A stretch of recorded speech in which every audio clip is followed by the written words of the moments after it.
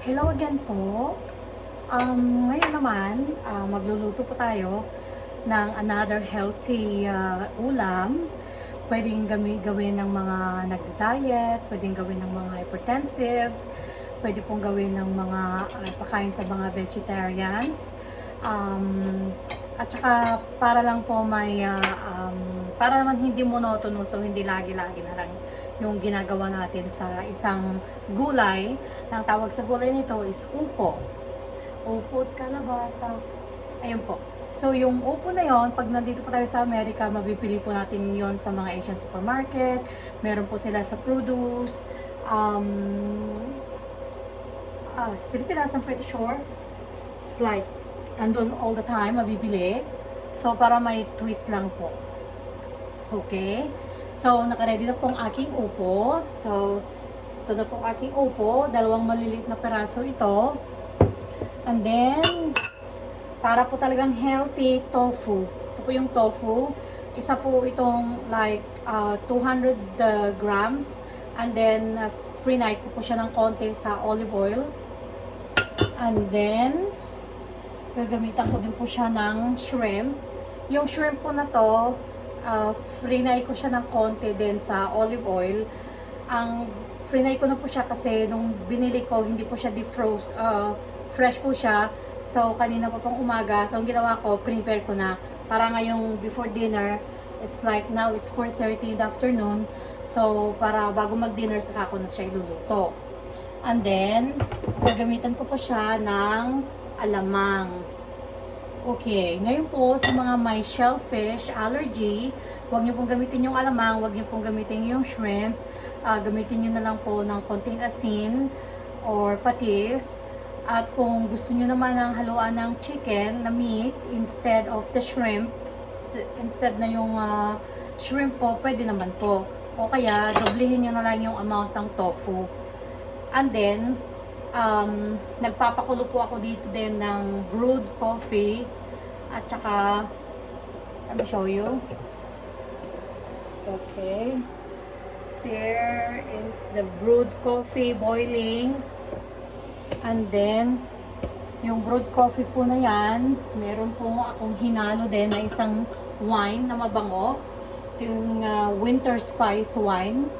Ang purpose po ng wine na to at saka coffee na pinagmix ko tapos pinapakulo ko.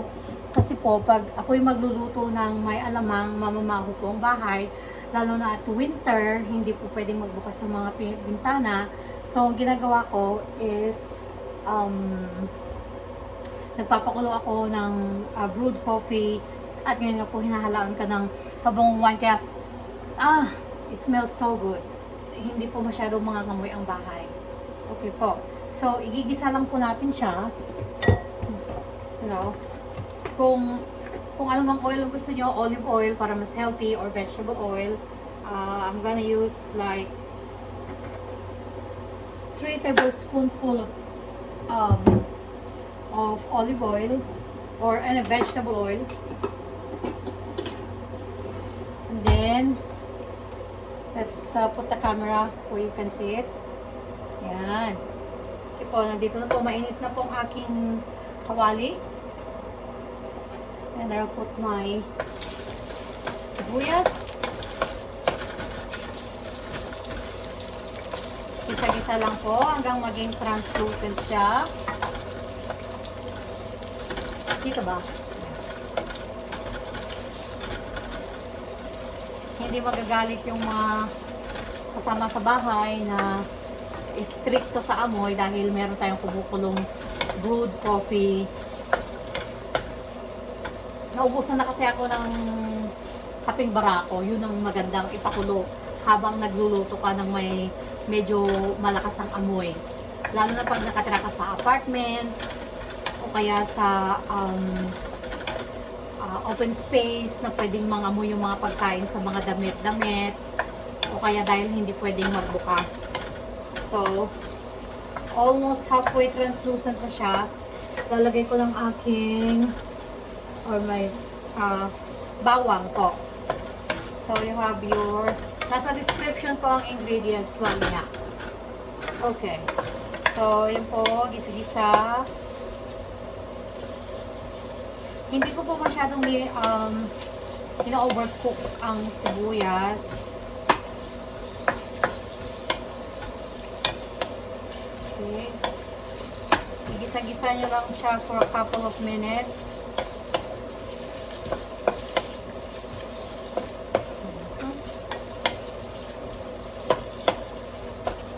Yan. Translucent na po yung sibuyas ko.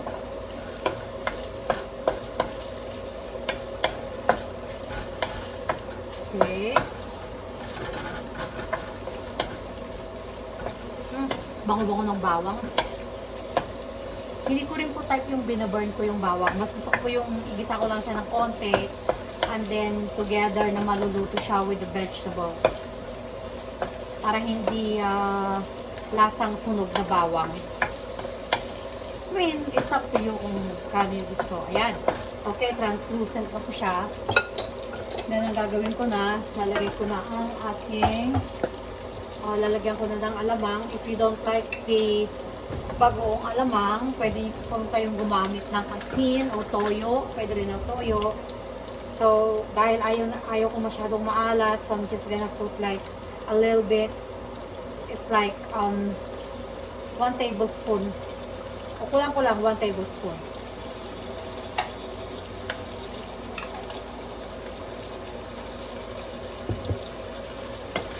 Gisa-gisa.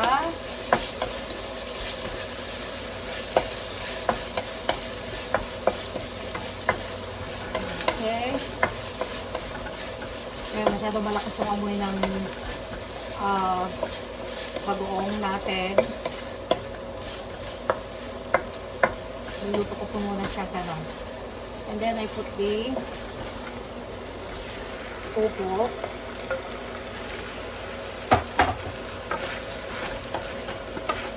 Mix.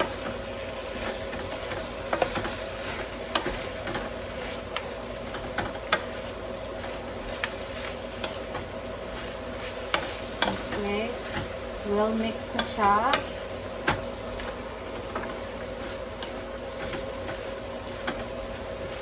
One minute po, a couple of minutes.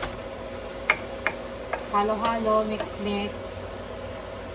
And then, lalagay ko na po yung aking roasted na shrimp.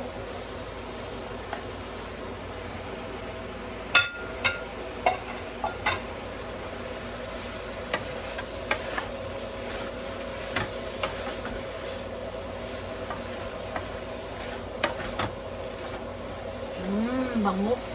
Sarap. Then, paminta. Nasa inyo kung gaano how you like it.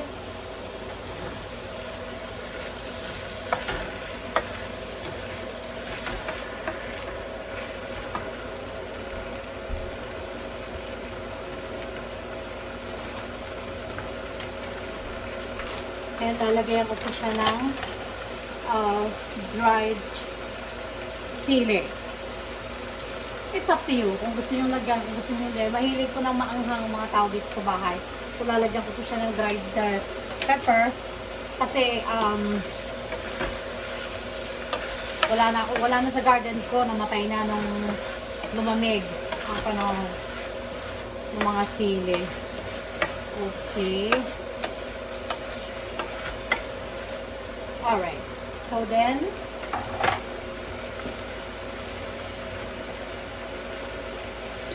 lalagay ko na ang aking tofu just on top. Magtutubig po yung upo. So, lalagyan ko lang siya ng konting tubig. You can use chicken broth or dahil nga pag yung talagang vegetarian lang, walang meat, then just put a little, 1/2 cup of water, just a little bit. And then, iwanan ko siya. I will cover it. Let me bring it near. So, yan po ang ating coffee with the wine boiling para mawala yung amoy. And then, here's the, yan po siya. Okay? So, So we're going to cover it. And then 15 minutes, okay na po to. Like 15 to 20 minutes, okay na po yan. Don't forget, keep the coffee, the ground coffee, and the wine boiling. Kung wala po kayong wine, pwede rin po yung just the coffee, yung ground coffee po. Talagang, wala masyadong promise, hindi masyadong makakamay ang bahay nyo kahit nagluto kayo ng binagoongan. Okay po. So, balikan po natin to in 15 to 20 minutes. Naka-medium heat. Mix ko na lang muna siya one more time. Okay. Hindi po to, itong upo na lutong ito, hindi po siya mabilis mapanis kasi hindi ko po siya nilagyan ng kamatis. Let me taste. Perfect. Tama na yung alat niya. Okay. And, hindi na po pala natin naabutin ng 15 minutes. Okay na po siya ng 10 minutes. Luto na po siya, oh. Pag translucent na po yung upo, yan po, oh. Pag translucent na yung upo, luto na siya. Okay po. Sarap. Tama-tama yung anghang niya. Okay, that's it. Ready for dinner.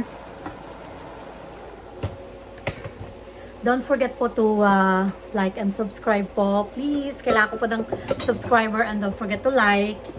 Subscribe naman po. Okay. Thank you for watching. Thank you for watching. Bye-bye.